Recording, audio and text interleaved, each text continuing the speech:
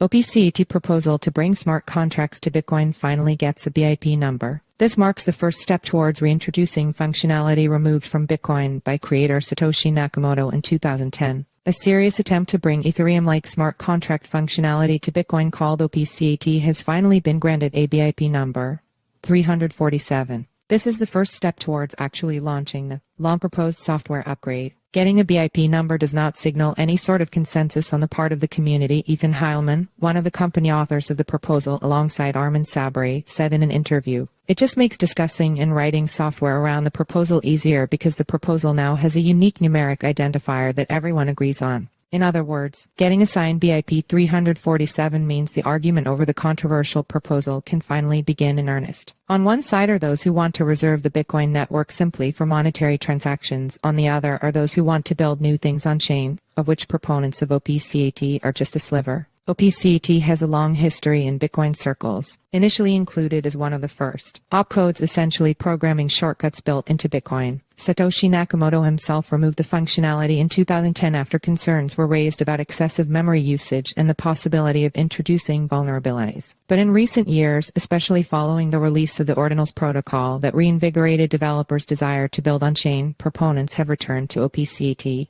as a possible way to increase the amount of things that can be built using Bitcoin. Other proposals include things like Bitcoin developer Jeremy Rubin's CTV and feature-rich scaling solutions like Stacks and Arc. See also, Bitcoin Altwo Stacks is getting a major overhaul. Heilman and Sabouri began studying reintroducing OPCAT in 2022, and first proposed launching it a year later on the Bitcoin mailing list via a backward-compatible soft fork. The idea would be to redefine and expand upon an existing code called OP6IS 126 without having to hard fork the chain. If the proposal goes through, OPCAT covenants could enable the creation of more sophisticated applications and multi-signature setups on Bitcoin. It works by introducing covenants, or rules that can be established to determine how a specific transaction will function to Bitcoin. Bitcoin allows users to set rules on who and how their Bitcoins can be spent. All CAT does is that it joins two values together. So if you have ABC and def, CAT will join these two values together to make a def, Heilman said, adding that such a basic maneuver isn't possible today. The CAT is just shorthand for CAT. After the community is confident the software works as designed, we will put together a PR into Bitcoin Core. This is where the real fun begins, because the question changes from is the software correct to does the Bitcoin community want OPCAT,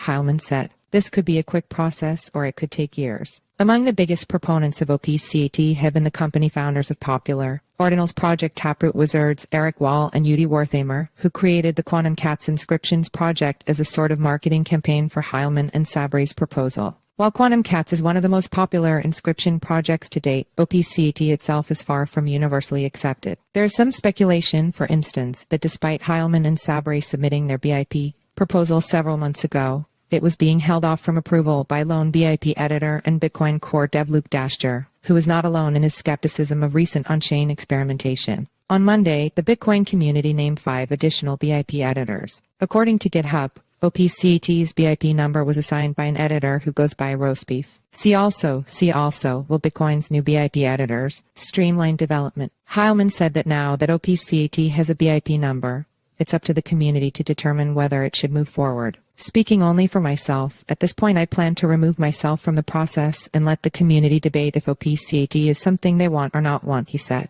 I don't plan to enter the debate except if needed to clarify technical questions.